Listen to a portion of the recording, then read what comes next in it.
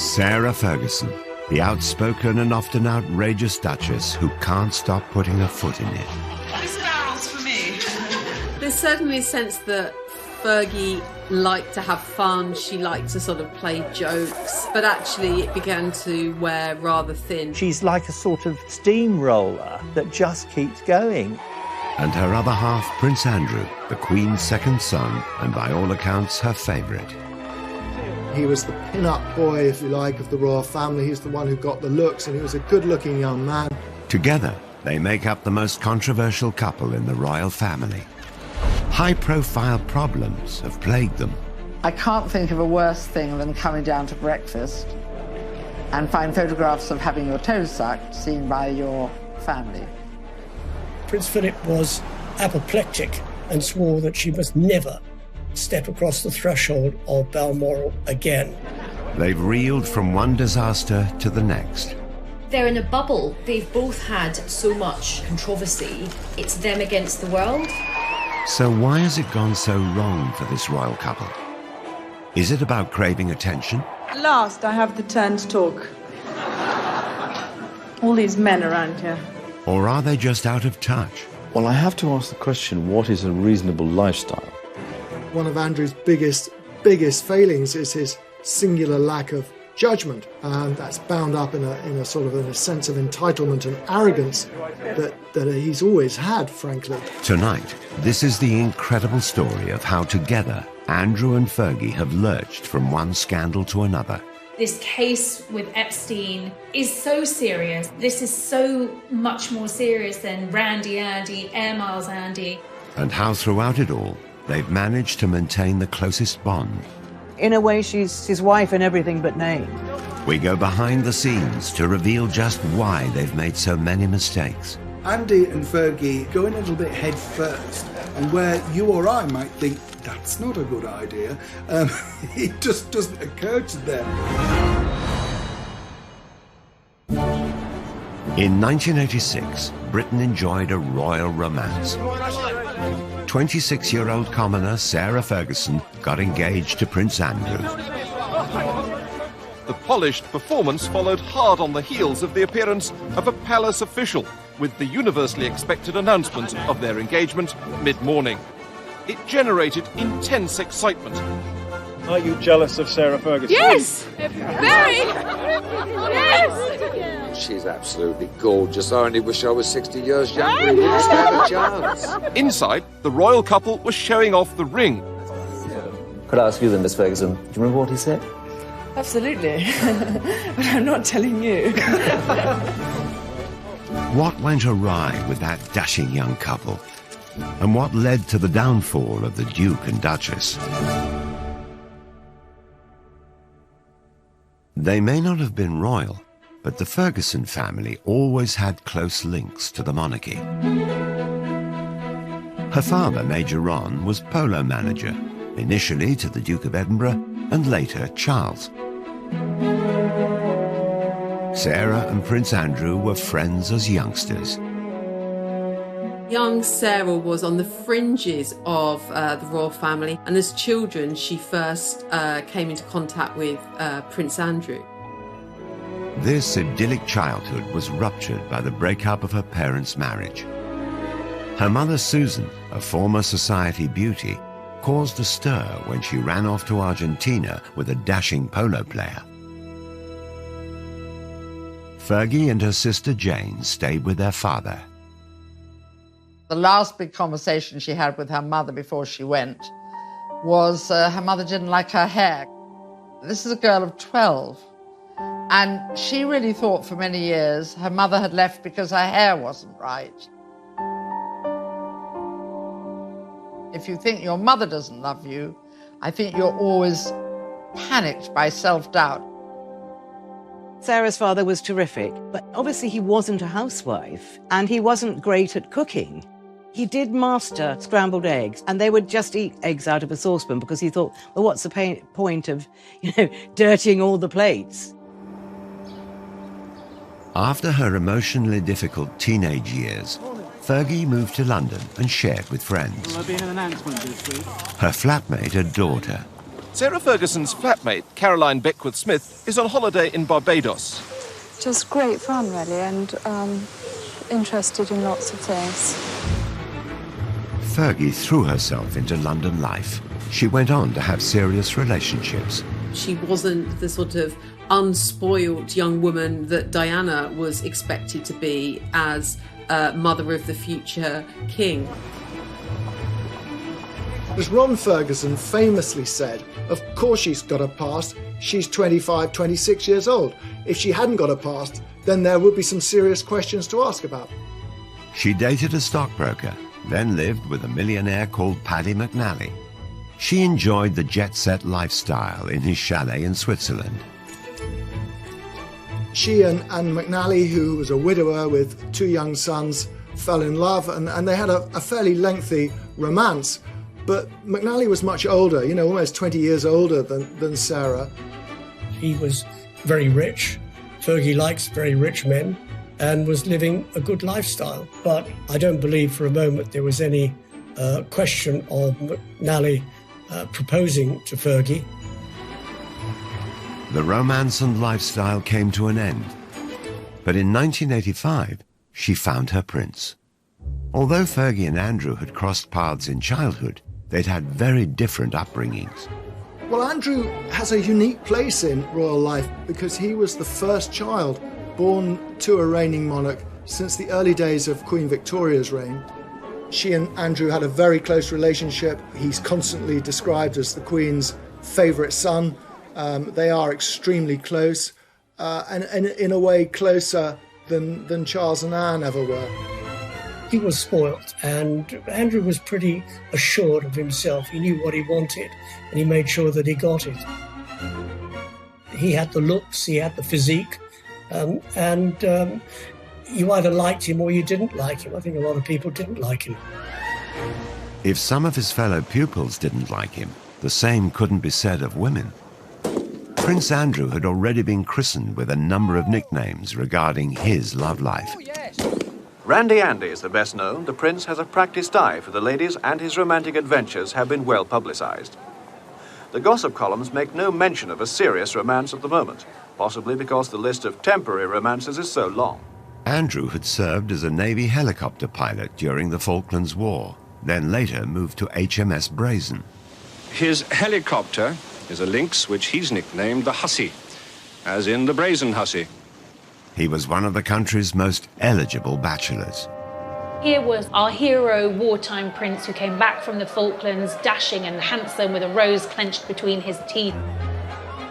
He was incredibly good looking in his youth, and he was very popular with women, and he had an eye for women. The organisers of the sports display hadn't forgotten the prince's reputation with the girls. 12 of the most shapely danced before him, and the prince's face said the rest. Prince Andrew had had a rather checkered love life. He'd been in a relationship for a long time with Koo Stark, the American actress. Koo was an absolutely beautiful young woman, very much in love with Andrew, but she wasn't going to fit the bill for a royal bride. Although there had been rumours of marriage, the couple split. He was 26, he was at an age where the Queen really wanted to see him start thinking about settling down, and Sarah came into his life at just the right time. In 1985, Fergie appeared on the dashing prince's horizon, and the matchmaker was none other than Princess Diana. Diana and Fergie had met when they were younger, and Diana actually wanted Fergie to be her lady-in-waiting. But she was turned down, as she said, by the men in grey. So Diana thought, OK, I will get my own back. Ascot was coming around. Diana suggested that Fergie join the royal party. And Andrew met her, and they clicked right away. It was a fast match, a pretty quick romance. It was clear they would not be a traditional royal couple. Oh, you missed it! Sarah and Andrew fed each other profiteroles, which were the dessert of the day. I mean, it beggars the belief to think of what the Queen and other members of the royal family made of it, but it was something that they plainly both remembered because it was brought up in their engagement interview some nine months later. We were made to sit next door to each other at lunch at Ascot. Yes, and you made me eat chocolate profiteroles, which I didn't want to eat at all. I then didn't have them, so I got hit. Then Very it started hard. from there. I think that's probably where it... I was meant to be on a diet. They were both keen to set the date for a royal wedding. I would very much like it to be in the summer. And so would Sarah. Sarah more so. Because I think that... Get on with it. Get on with it and get it out of the way. She was often contrasted with Diana, and in those early days, Sarah came out of the contrast rather well, because Diana was seen as rather pale and wilting, you know, this delicate flower, whereas Fergie was robust like the wife of Bath. How do they look to you on TV? Oh, smashing. Really relaxed. I think they did really well. I hope it goes as well as it did for Di and Charles. Sarah Ferguson was going to be a Navy wife, and as she was from a military family background, it seemed a perfect match. The Queen approved of her favourite son's choice of bride. Westminster Abbey, the focus of attention tomorrow, and where today the more intrepid spectators have already staked out their patches to get a good view. On a hot July day in 1986, the country celebrated.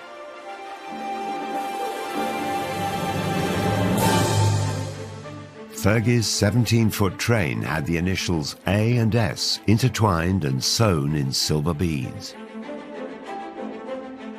Everybody thought it was stunningly beautiful, and as she always said, I walked in as a commoner and I walked out as a duchess. A bit of a fairy tale, that, wasn't it? I mean, it's Cinderella, you know. At this precise moment, Sarah Ferguson became Duchess of York. They come out of signing the registry and a royal bride and groom curtsy to Her Majesty the Queen. A lot of brides have been quite sombre at that moment. Fergie's giving a big smile to the Queen, and the Queen, I think, is smiling right back. So there's that feeling this is going to be fun. Even on her big day, it was clear that the new bride was going to create waves. Sarah later revealed that she'd been asked not to kiss Andrew on the balcony at Buckingham Palace, and I think perhaps in a hint of her rebellious nature, Sarah's attitude was, well, here I am, hundreds of thousands of people in front of us here. I've got my prince, I'm going to kiss him. And she did. Others were not as impressed by the displays of exuberance. I was commentating at the time at the wedding, and when they went behind the altar screen to go and sign the registry, they were larking about a bit, and I said to my co-commentator, that's a marriage that's not going to last. A certain amount of decorum wasn't there. For the most part, the press and public adored the new, fun, unfussy couple, especially the all-action Duchess. I think that their brand and their image was really positive. Creating a positive impression enables you to kind of influence and effectively manage your reputation. The newest arrival typifies the greater freedom of the young royals, becoming the first royal duchess to get a pilot's license, complete with very un-Biggles-style hair grips. I was absolutely in love with Sarah Ferguson as a wee girl. I thought she was just so refreshing. I think they had this amazing honeymoon period. They really were the golden couple, and she was really seen as a genuine breath of fresh air. The Yorks weren't just a hit at home. The following year, the couple embarked on a 25-day tour of Canada. Their tour of Canada went extremely well. There were tens of thousands of people pouring out wherever they went. They wanted to see the new bride, they wanted to see the new bridegroom. It was a terrific tour, that tour to Canada, 1987. I was on it, actually, and it was a great privilege to be there. They were hugely popular. They were enthusiastic. I think that's what the public reacted to. They weren't there just to cut the ribbons at the opening of things and say how nice to meet you and have you come far, but actually engage with people. I could not go through a whole tour, letting my darling husband of a year and a day do all the public speaking. So we agreed, for once, that I should have the last word tonight. The Yorks were like no other royal couple before. more relaxed and far less serious. You make us feel so at home here. And I'm just a little bit sad that number 99 of the Edmonton Oilers isn't here to meet me tonight. But the fun times did not last long.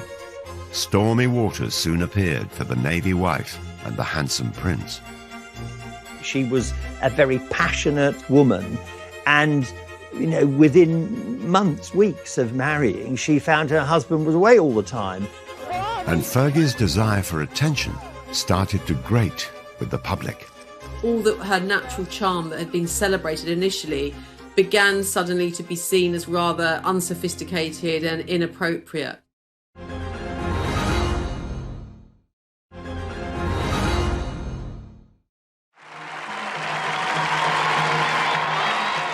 After marriage, Fergie embraced her new life with gusto. Her Royal Highness, the fair Duchess of York, leading forth her heroes on behalf of the International Year of Shelter for the Homeless. In 1987, she took part in the now infamous It's a Royal Knockout. It's a royal knockout. What an absolute unmitigated disaster that was. His Royal Highness, the tantalisingly eligible Prince Edward. It was younger members of the royal family actually making fools of themselves, and it was bad television. It was bad for the royal family.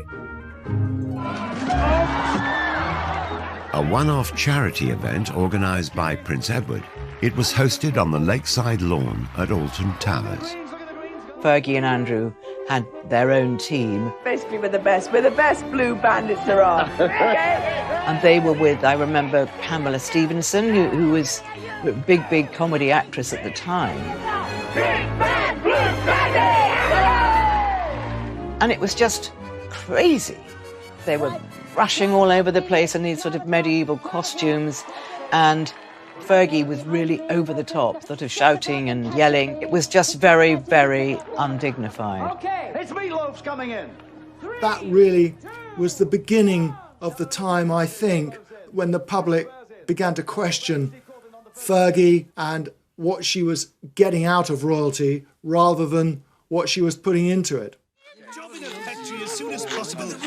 Like many others of the time, she was mocked mercilessly on the satirical puppet show Spitting Image.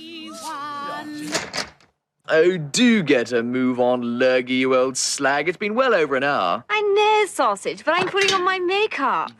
They very much heightened some of the tropes about her. So, they made her hair very, very red, and they really accentuated her freckles. And they also, rather cruelly, made a big issue about her weight. Get your royal T-shirts here. 4 sizes, small, medium, large and Fergie. If you're Sarah Ferguson watching that, you are going to feel a sting of pain. Come on then, come on, let's. The Duchess was struggling to adjust to her new royal life. She was vulnerable, and it didn't help that there were cruel comparisons in the press to her elegant and beautiful sister-in-law, Diana. Sarah's always had a weight problem. It goes up and down with monotonous regularity, and the media always drawing comparisons between Fergie and Diana. Diana looking very sort of slim, beautiful. Fergie not looking so slim, not looking so beautiful. Very difficult and very unfair. As the media coverage turned negative, Fergie found herself getting flack from all sides. She came in for some criticism for liking the product too much. This barrel's for me. Come on, baby. The honeymoon was over. Royal Yacht Britannia, Royal Yacht Britannia. We wish to welcome you to the port of Long Beach, Los Angeles, on behalf of the entire group here. In 1988, the couple visited California. Hollywood loved them. Your Royal Highnesses, welcome to the British Academy's Showscan special presentation on Hollywood special effects. But the UK press didn't. The previous Canadian tour had been a triumph, but this trip was branded tacky and excessive.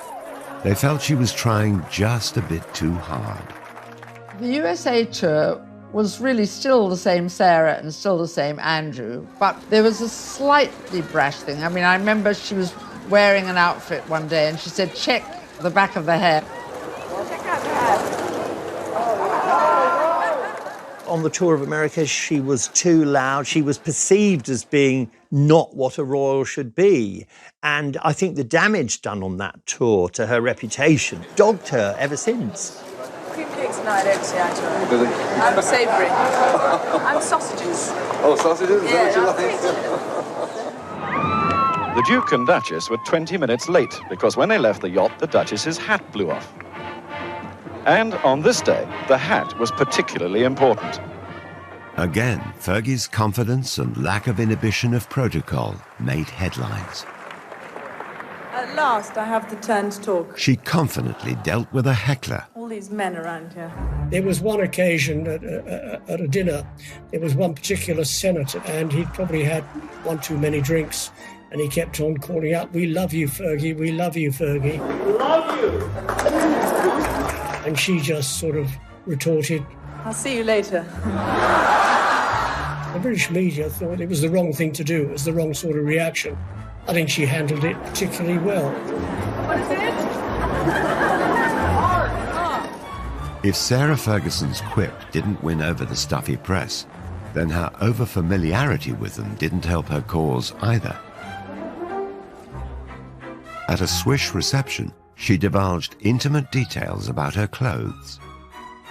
For that tour, she was head to toe in French couture and joked to the press there that she was wearing Marks and Spencer's knickers.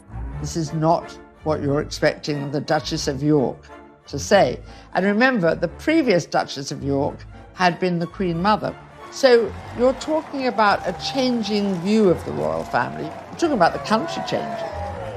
They want them to be up on a pedestal, but then when they say something like that, they think, oh, you've slipped down from the pedestal. Back home, the continuing attention-seeking gaffes didn't go down well, and the press began to worry Fergie was somehow leading Diana astray. There's certainly a sense that Fergie liked to have fun, she liked to sort of play jokes, but actually it began to wear rather thin, and she was seen increasingly as a bad, unsophisticated influence on Diana and Prince Andrew, and something of a loose cannon. The Royal Duchess and Princess Diana were caught larking around at the races. There was an iconic picture of them at Ascot, and there's Fergie and Diana with these umbrellas, you know, poking somebody's behind. It was a great shot.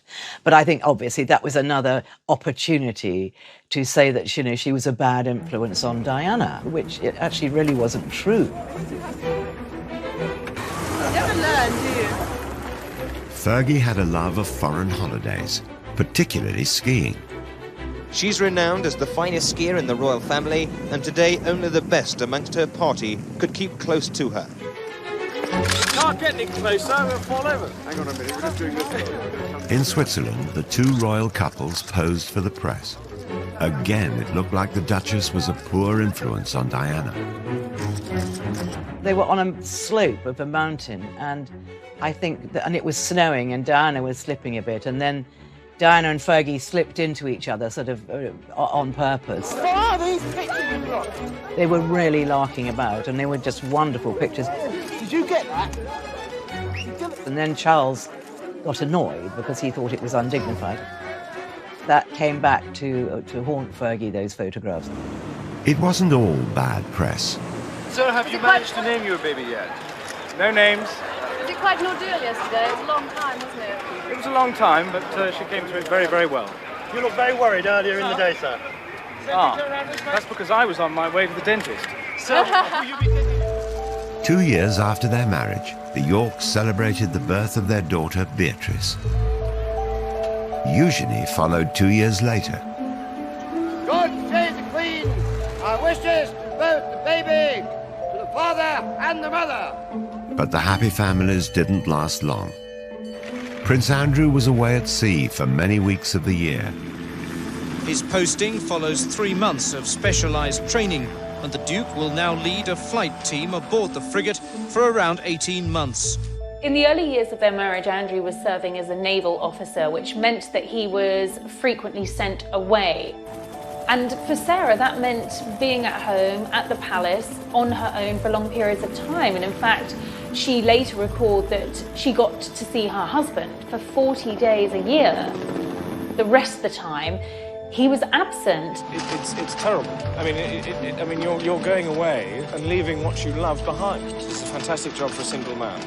It's getting less and less so for a married man. The new mother was lonely and lacking support.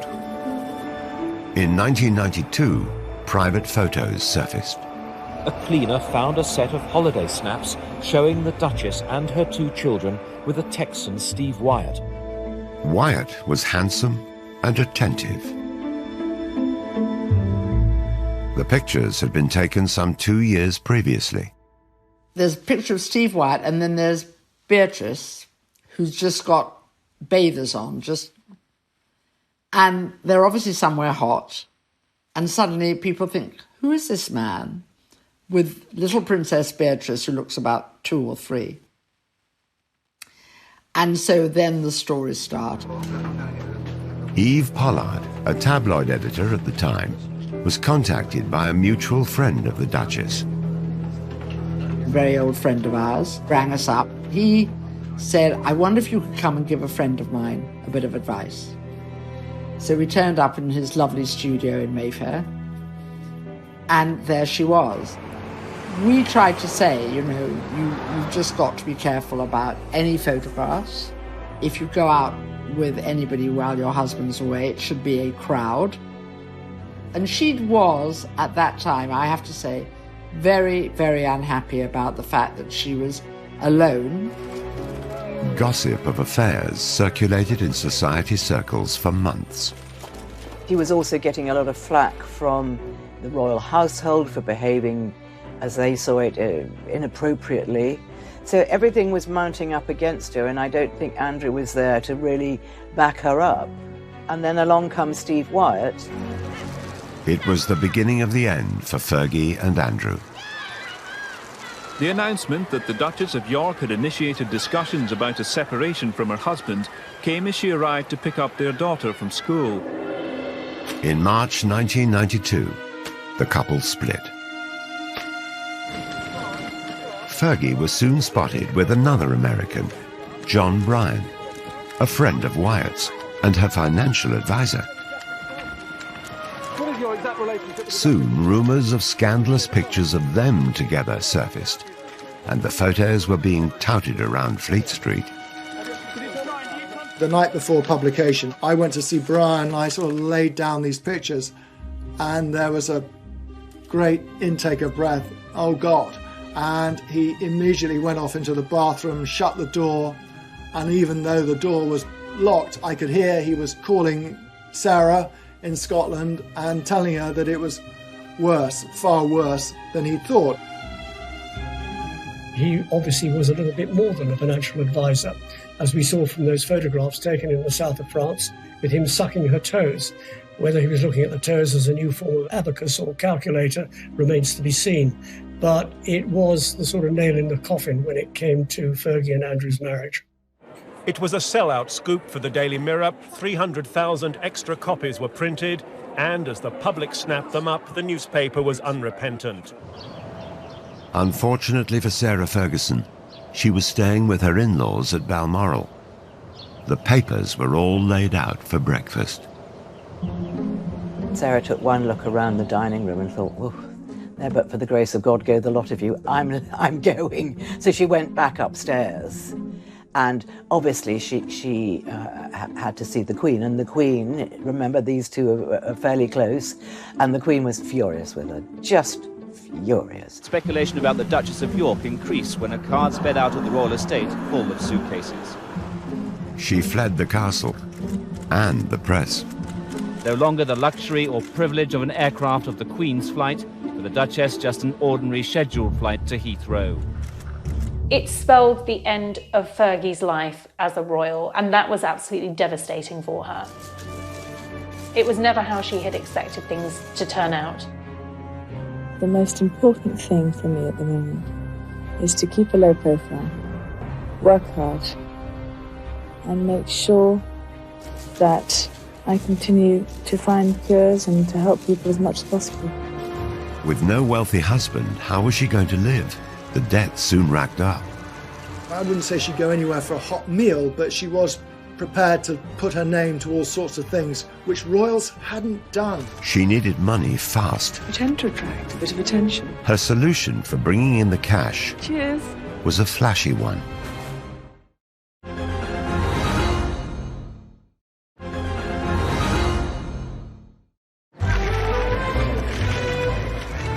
The Duke and Duchess of York announced their divorce in May 1996.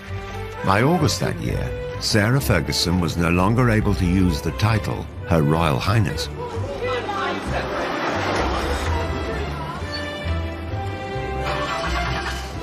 She found it awkward to adjust to a modest lifestyle. Living beyond her means quickly got her into financial difficulty. You know, she's cast out of the royal family. She doesn't just divorce Andrew, she divorces the whole of the royal family. I remember Diana saying to me that, Fergie didn't get that much. She really didn't. And that's why she had to work so hard. And she had to keep coming up with new ideas. In typical fashion, she made light of the negative press. It really bugs me that every day I have to read I'm a millionaire 3 times over. Cool, I tell you. When her marriage broke down, her overdraft was said to have been £200,000, allegedly paid off under a separation settlement, which also involved Prince Andrew taking financial responsibility for their children, Beatrice and Eugenie.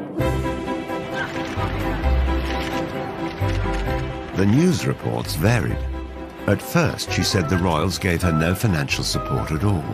Then she admitted to receiving £15,000 a year. It was then reported that the divorce settlement from Prince Andrew was worth several £1,000,000. Later, it seemed to emerge that actually she had a settlement around sort of £3 million.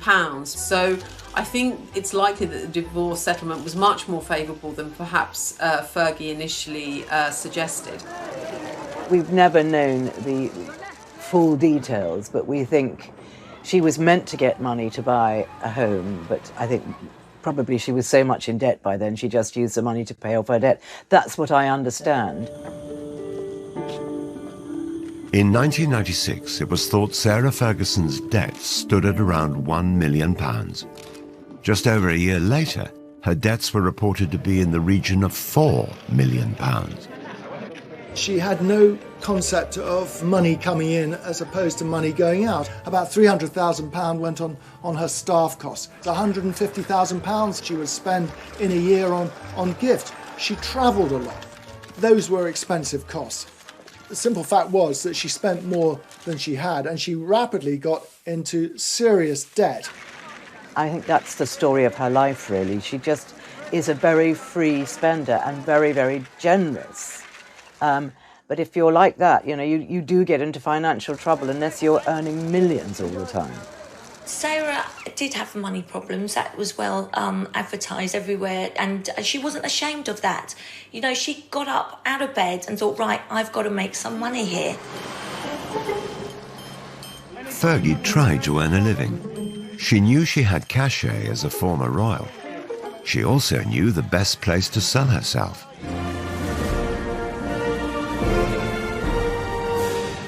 She attempted to rebrand herself in the United States. I'm so unconventional that instead of serving tea, I serve ocean spray granapple juice drink. She made this series of cranberry juice commercials for American TV and is said to have pocketed $500,000. It has a distinctive taste that gives you a real zing. No wonder you Americans threw that tea into the harbour.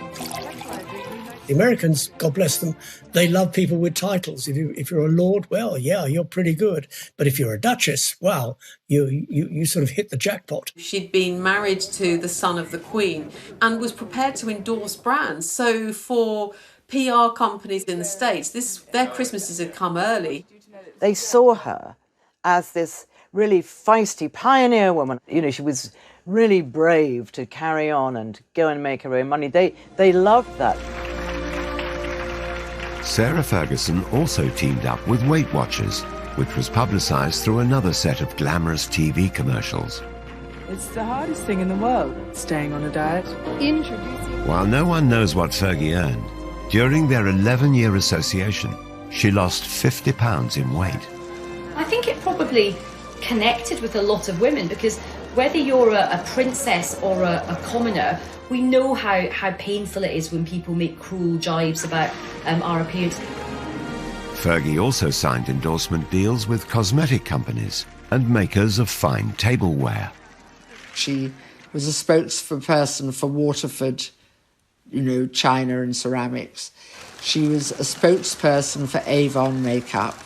Brands wanted access to Sarah's royal connections and the kudos that would bring to their brands. So she was hot ticket. She was really in demand. Fergie was a success in America. By February 1997, she was on the verge of paying off her creditors. She was a duchess in debt, but tomorrow Sarah Ferguson will announce she's close to paying off her overdraft with Coutts Bank, around £4 million of it.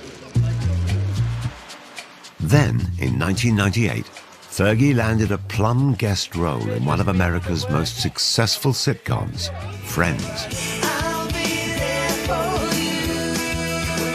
The fourth season finale of the worldwide hit TV show was watched by 20 million viewers in America and nearly 7 million in the UK.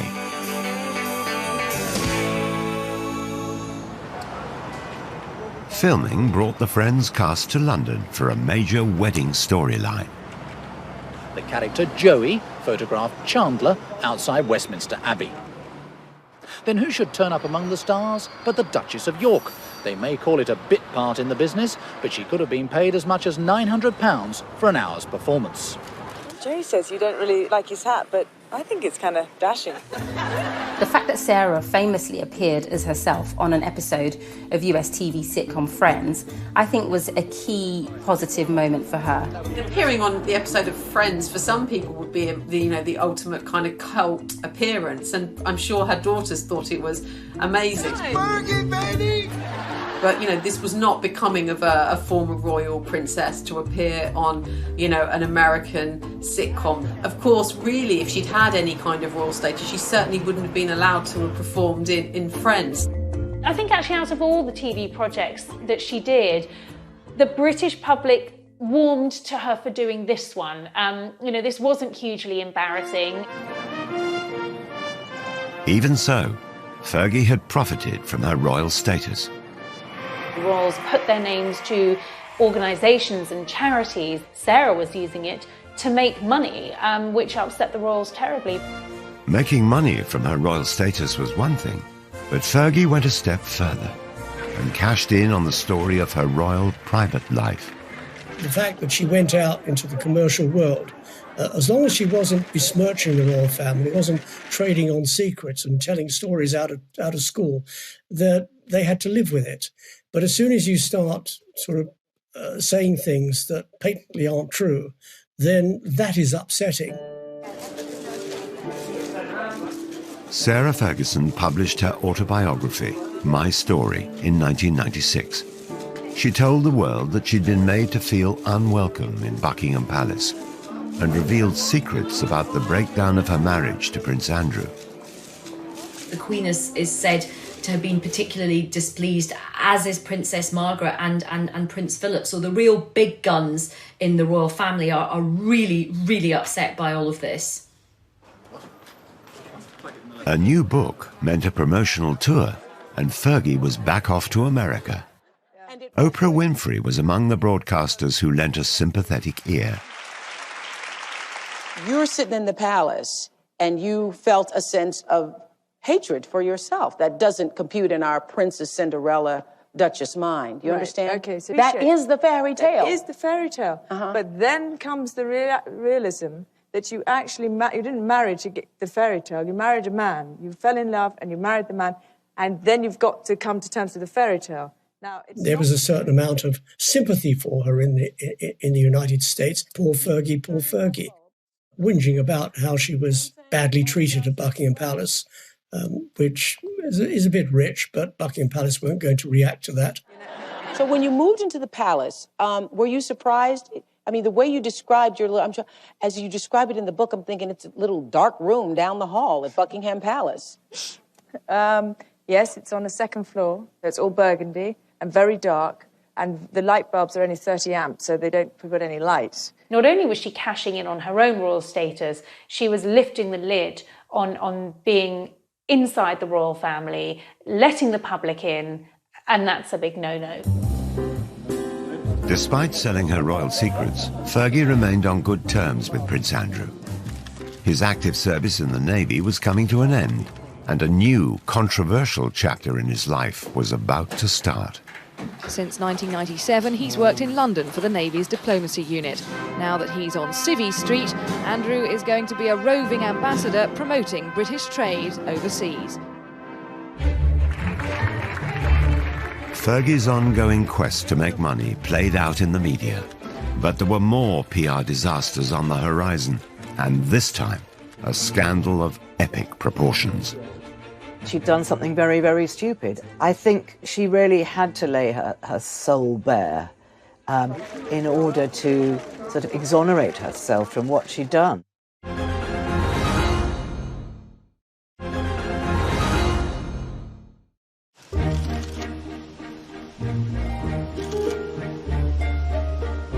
Though Prince Andrew and Sarah Ferguson were no longer married, they maintained a close friendship after their divorce.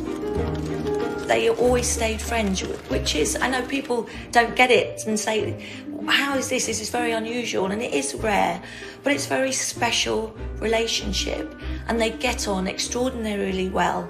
They have the same sense of humour.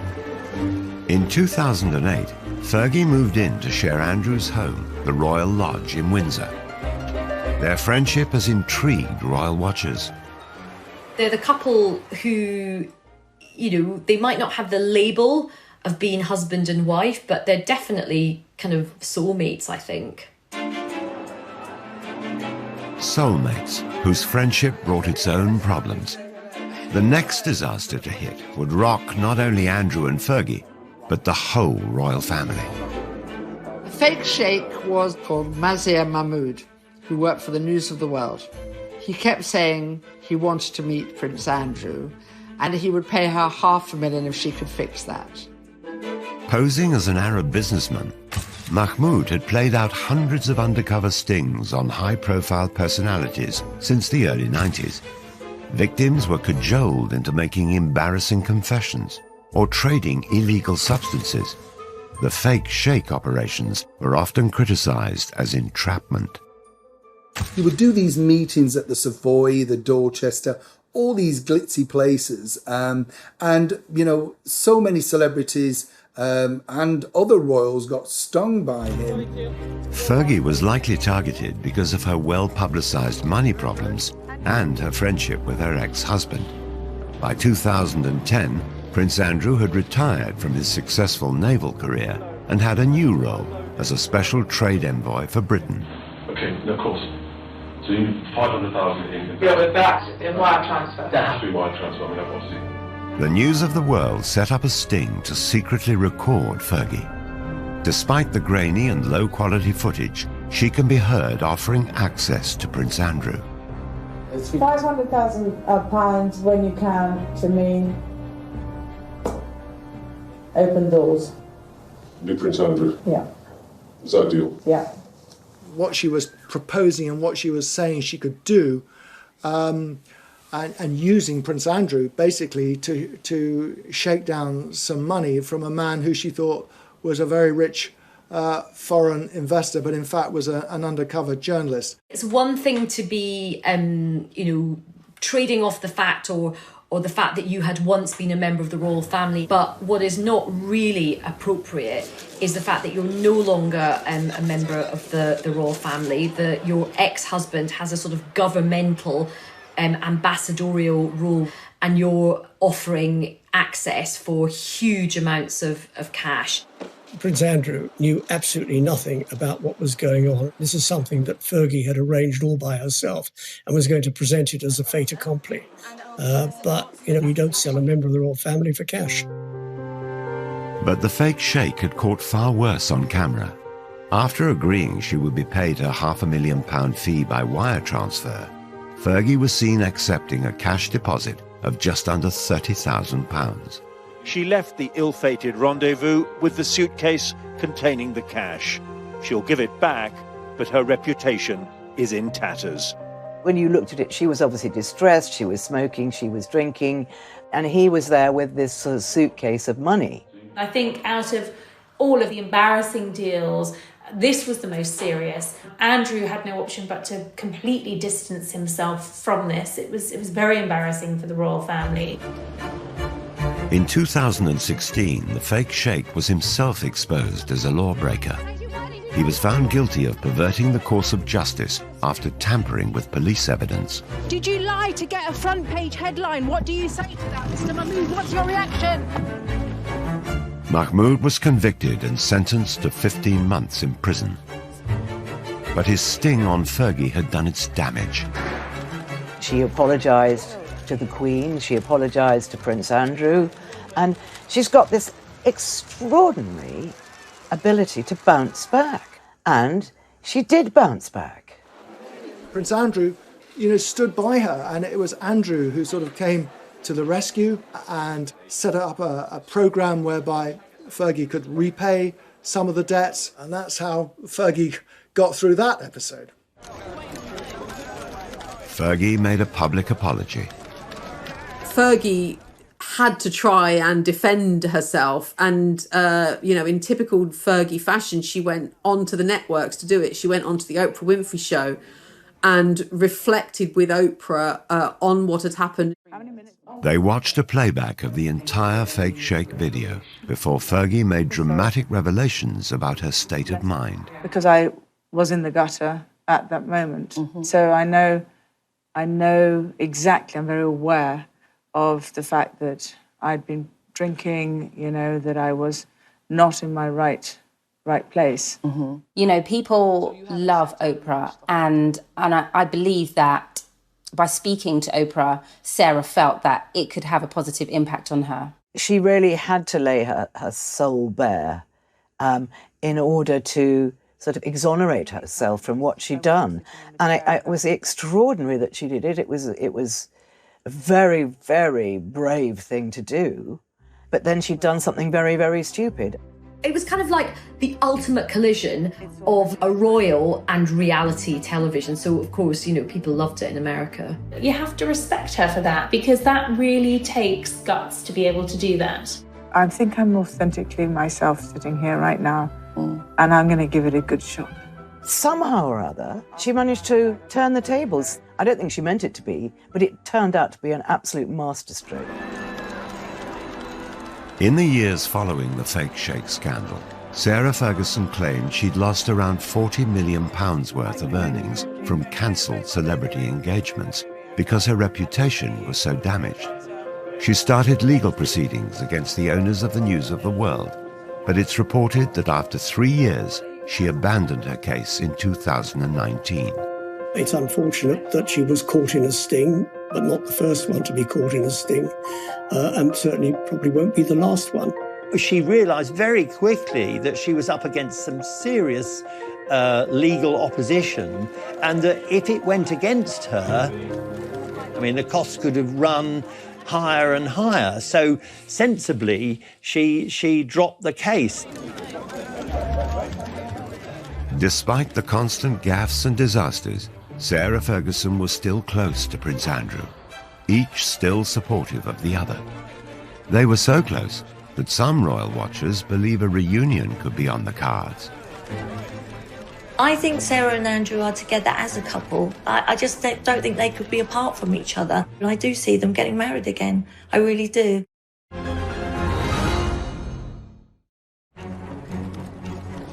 Disaster after disaster. But remarkably, Andrew and Fergie remained close.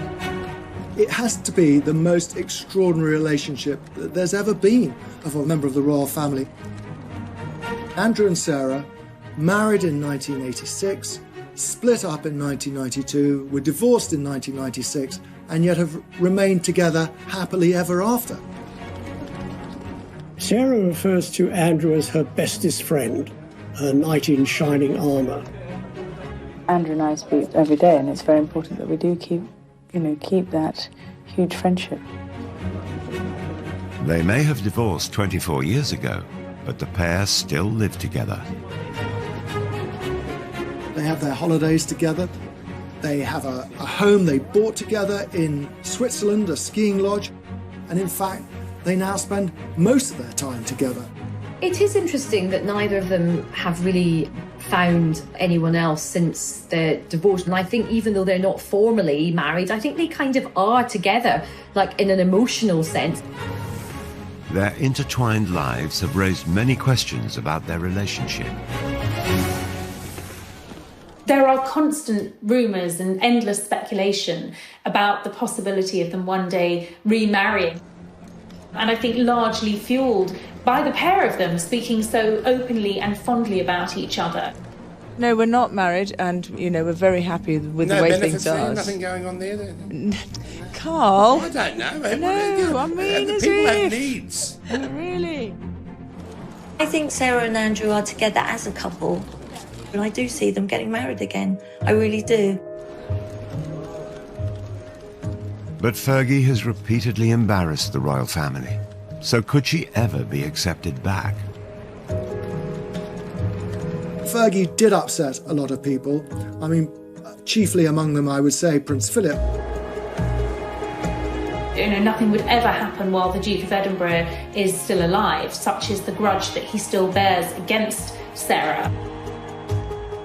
Fergie may never be able to win over her former father-in-law, but it does appear that the Queen is slowly welcoming Fergie back into the royal fold. Queen still has a soft spot for Fergie, and very occasionally Fergie's invited up to Balmoral. After the Duchess was excluded from William and Kate's wedding, a sign of acceptance was the invitation to Harry and Meghan's. She was so excited to be there as well and be part of the family again. She was ousted for a long time, and I think she found that very sad. Regardless of their marital status, the Yorks continue to present themselves as a family unit. The Prince, Fergie, and the two princesses, and all four attract ridicule. How do I look? Like a puppet of the bourgeois oppressors? Perfect. See you later. I mean, Beatrice's hat, which was unusual, was compared from everything from a loo seat to a pretzel. Just like her mother, Beatrice shrugged off the ridicule and put the hat up for auction, raising £81,000 for charity. It's also been noted that the princesses have inherited their parents' love of the high life. Beatrice and Eugenie seem to spend an awful lot of time travelling at someone else's expense. Usually it often involves private planes or luxury boats. But they do both now have full-time jobs. Beatrice is a vice president for a software company in the States, and Eugenie has a senior position at an art gallery in Mayfair. They want to work. They don't want to be accused of being lazy or leeching off the taxpayer. Fergie and her daughters sought the attention. Prince Andrew, on the other hand, had grown up to simply expect it. He was a prince and wanted to be treated like one. On leaving the Navy in 2001, Prince Andrew took on a new role. He was given a pretty plum role. He was made a special representative for trade and investment, which essentially saw him travelling around the world representing Britain. At the beginning, it was all going very, very well. And people were quite interested all over the world, meeting the Queen's son. Where he fell down is that at the end of the day, when work was over, he went off to play. But you don't play at the taxpayer's expense. It was noted that his trips abroad, supposedly on government business, seemed to go via ski slopes, top golf courses, and other exotic locations. He wasn't called Air Miles Andy for nothing. This is the man who saw fit to take a helicopter ride from Windsor to Kent to play golf at a cost of £5,000 to the taxpayers. The Duke's travel expenses were £4 million during his decade in the role, and his security costs another £10 million. What is an extravagant lifestyle? Travelling by private jet, using helicopters when you could take a train. But it is again, it is the maximisation of my time for the best value for money, and that's the way and I'm not the one that makes those decisions. Yet more terrible publicity for the Yorks. Once again, they appeared to shame the royal family. He can't sort of, like his wife, he can't step outside himself and say, how does this look? It did seem to become a little convoluted between what was for Britain and what was for Andrew. Prince Andrew was plagued with controversy. In 2007, the Duke and Duchess of York's marital home, Sunninghill Park, was sold.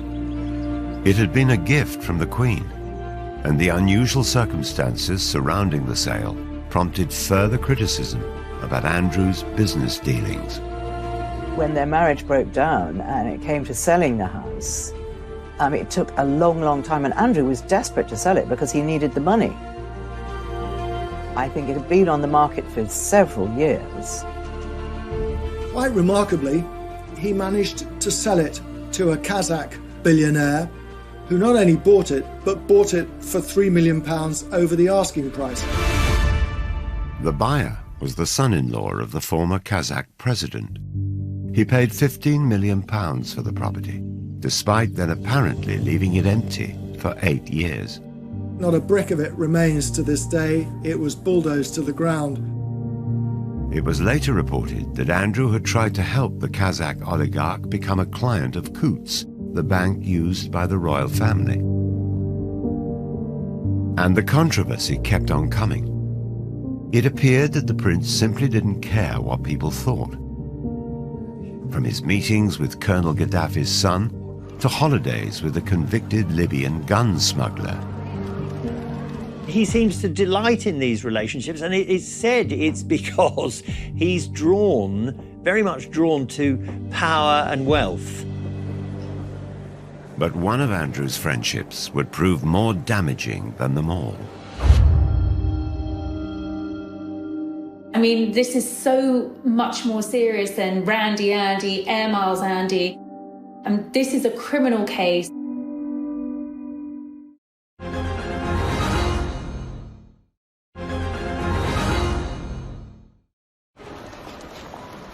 For over a decade, Prince Andrew has been engulfed in the biggest controversy of his royal life, a life that's been beset with scandals. He met Jeffrey Epstein around about 1999 through Ghislaine Maxwell, whom he'd known for years. Ghislaine was a girlfriend of Jeffrey Epstein. Epstein was very, very anxious to have somebody like Andrew as his friend because, you know, he's got a real live prince. And it gave him so much kudos. I think around about 2000, he went to St. James's in the British Virgin Islands on Epstein's private jet and had made several trips as a guest of Jeffrey Epstein. His love of the high life was what attracted him to Ghislaine Maxwell, and he invited her to parties at the palace, he invited her shooting at Sandringham, always with Epstein in tow. 2 months before Epstein attended Princess Beatrice's 18th birthday party, a warrant was issued for him over the sexual assault of a minor. The fact that he'd invited Epstein to Sandringham, he'd invited Epstein to Windsor Castle as a guest of the Queen, says a lot for the man's judgment. Epstein served 13 months in prison for soliciting an underage girl for prostitution. 2 years later, in 2010, Prince Andrew was photographed walking with him in Central Park during a 4-night stay at his New York mansion.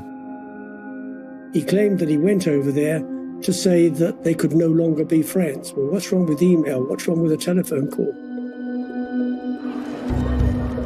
It was also revealed that Sarah Ferguson had accepted a loan from Epstein.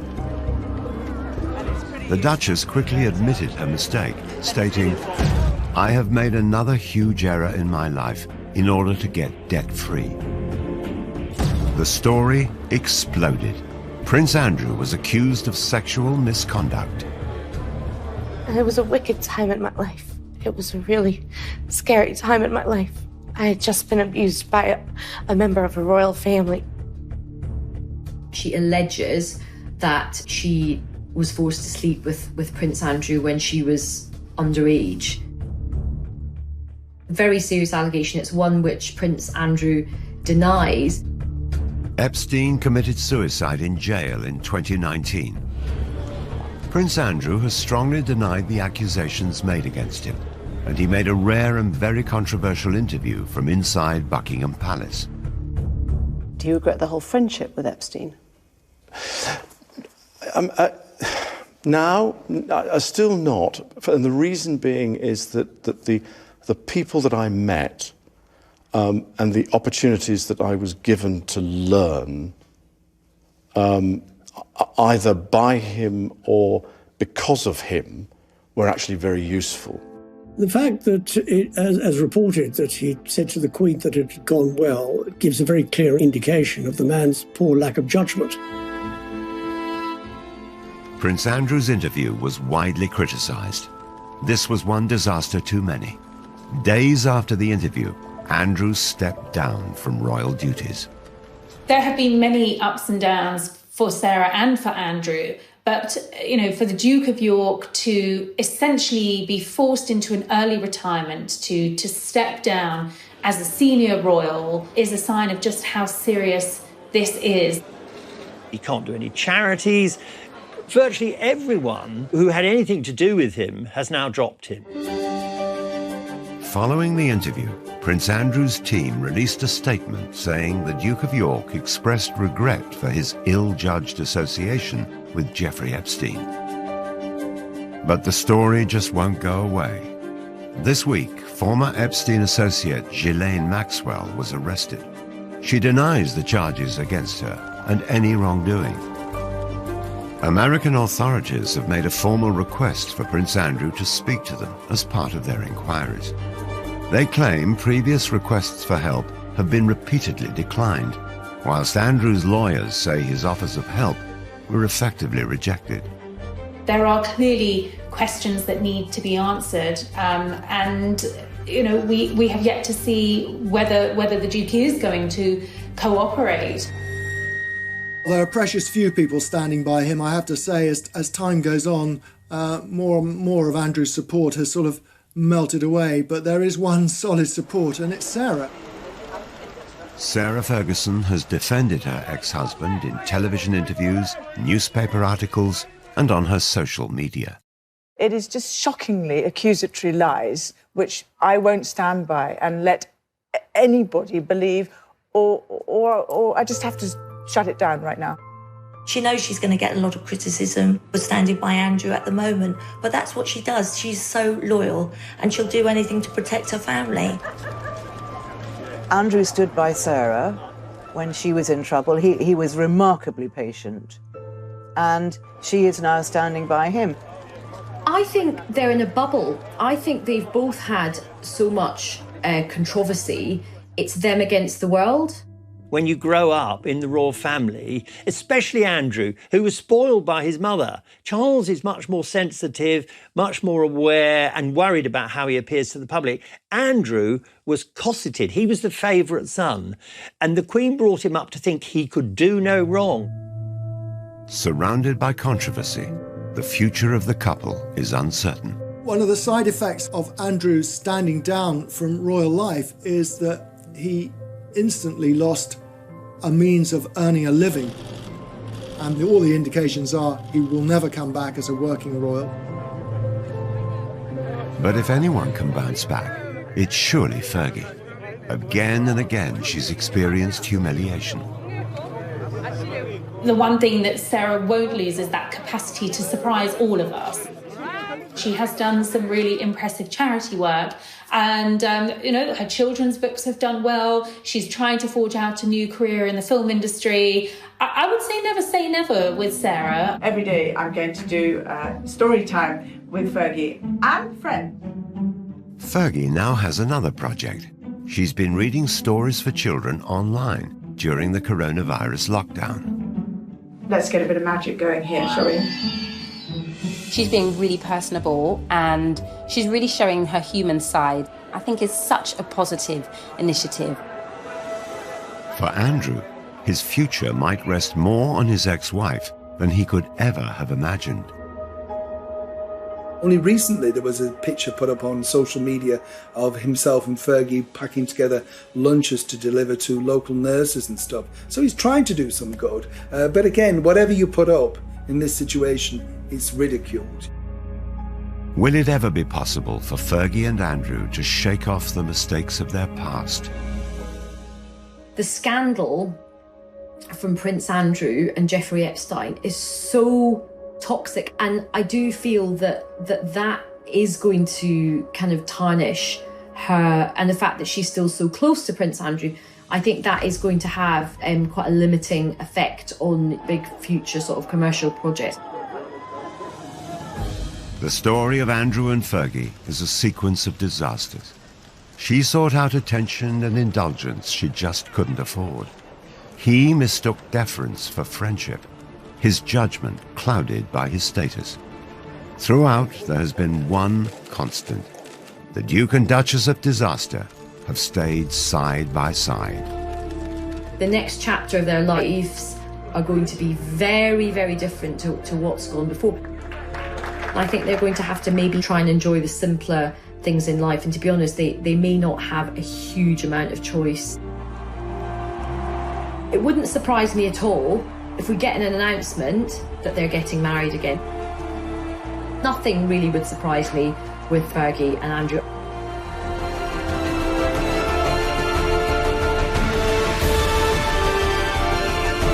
Cùng áng mây hòa trong gió tiếng sao vang từ đâu diều bay vút cao rồi cùng nhau chia phe chơi tròn tiền dưới bóng cây đa già bên sân đình bãi sông làm cô dâu chú rể chỉ kiều la trò chơi rước dâu kỷ niệm xưa mãi sống trong cuộc đời tôi thân tin tôi thơ. Rồi ngày tháng trôi đi bao nhiêu mong ước xa xưa chỉ còn là kỷ niệm từng đêm tôi nhớ về cuộc đời yêu chen bốn bề sầu lo nhiều lúc ước mơ rằng được phép nhiệm màu đưa tôi về thuở xa xưa bay cao cùng cánh diều đùa chơi với đám bạn còn nhìn ngày thơ vui đua ngày tháng để lòng tôi hân hoan cùng trời mây ngày xưa dấu yêu còn đâu.